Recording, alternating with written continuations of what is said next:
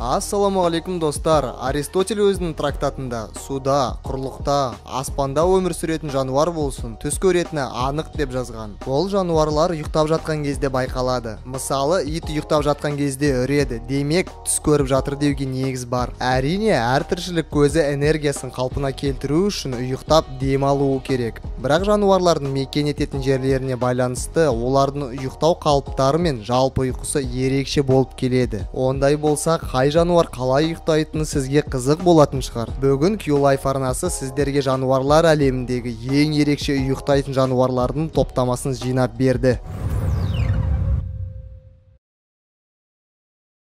Ал видеомыз басталмастан лайктарыңызды аямай басып, арнамызға тіркелуге ұмытпаңыздар. Сіздерге оңай, ал бізге бұл үлкен мотивация болып келеді. Және осы бейнемізді ең аяғына дейін көріңіз, себебі видео соңына жеткен сайын қызықты бола бастайды. Тұяқты жануарлардың қалай ұйықтайтын қазақтар білетін шығар. Алайда Африканың экстремалды табиғатында кез келген жерде ұйықтай салу өлімге тең. Сондықтан табын болып жүретін зебралар кезекте бір-бірлерінің үстіне басын қойып ұйықтап алады. Алайда қасында күзететін өзге зебралар болса, олар жерге жатып еркін ұйықтай береді.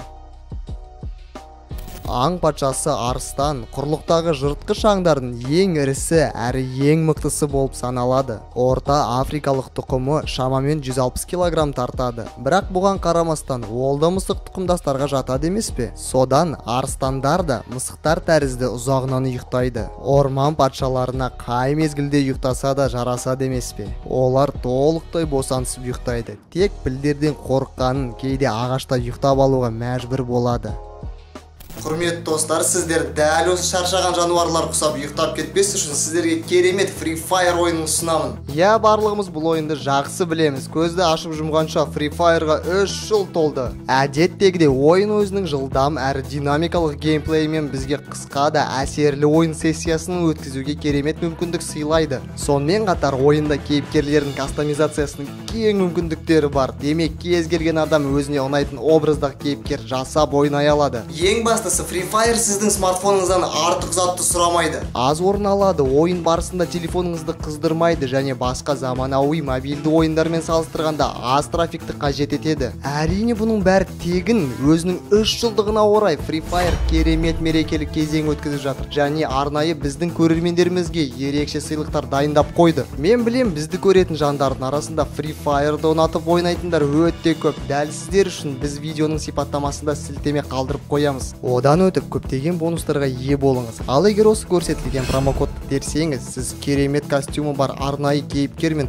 қасына ерекше скиндегі жануарды аласыз. Бұл мүмкіндікті жоғалтып алмай, дәл қазір біздің сілтемеміз бойынша ойынға кіріп, шайқасқа қосылыңыз. Себебі Free Fire'ды ойнаудың уақыты келді.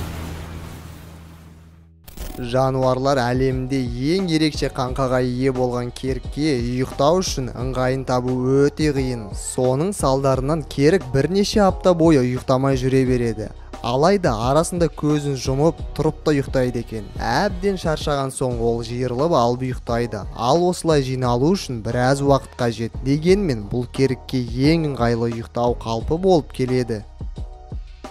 Шимпанзе биік ағаштар мен қауіпсіз орындарда, кейде жай тегіс жерде ұйықтай береді. Ең қызығы, ол бір қолын басын астына салып, аяқтарын жинап алып осылай ұйықтайды. Және жатқан жеріне жұмсақ шөптер әкеліп, соның үстіне жатады. 4-5 рет жатқан соң басылған шөптерді ауыстырып тастайтын әдеттері бар. Егер тек шимпанзе ғана осылай ұйықтайды деп ойласаңыз, сіз қателесесіз. Себебі кенгуру да қолын басын астына салып ұйықтайды екен.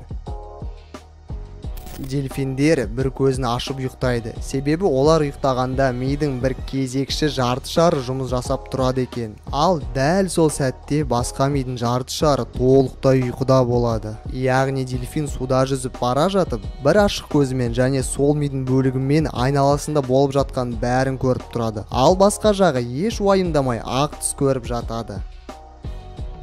Жар қанаттар төменге қарап, ал құстар бұтақтарға аяқтарымен мықтылап ұстанып ұйықтайтын бәрі бала кезінен жақсы біледі. Бірақ құстардың барлығы ағаштарда ұйықтай бермейді. Мысалы, құтан және шағала құстары ұшу кезінде ұйықтай береді. Шағала құсы ұясынан кеткеннен кейін тоқтаусыз 1 жыл бойы теңіз үстінде ұша алады. Демек, ол ұшу кезінде қоректеніп те ұйықтай да береді. Ал құтанға келетін болсақ, ол ұшу кезінде кезек-кезек ұйықтауға тырысады. Ұшып бара жатқан басқа құтандардың ортасына кіріп алып, қанаттарын анда-санда қозғап, ауа толқындарына іліне отырып ұйықтап алады. Ал пингвиндерге келетін болсақ, олар аязды күндері бір-бірлеріне қысылып тұрып ұйықтайды. Көбінесе бұл ұйықтау әдісі корольдік пингвиндерге тән. Ал басқа папуандық пингвиндер болса, мұздарға қатып қалудан қорықпай, жылы жағажайларда осылай шаршаған адамдар тәрізді ұйықтайды.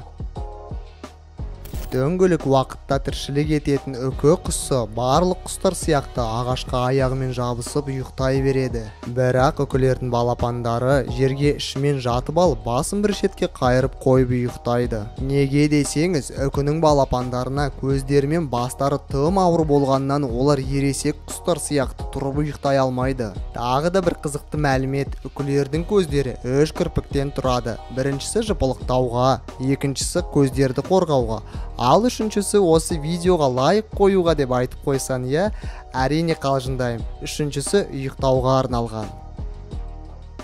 Сурикаттар өз тобындағы мүшелерінің ұйқыларын керемет қорғап, қадағалайтын бірде-бір жануар болып келеді. Олар кезектесіп ауысып ұйықтайды. Ұзақ күзеттен кейін басқа сурикатпен өз орнын ауысқан шаршаған сурикатты басқалары бірінің үстіне бірі жатып, орап жылытып ұйықтатады.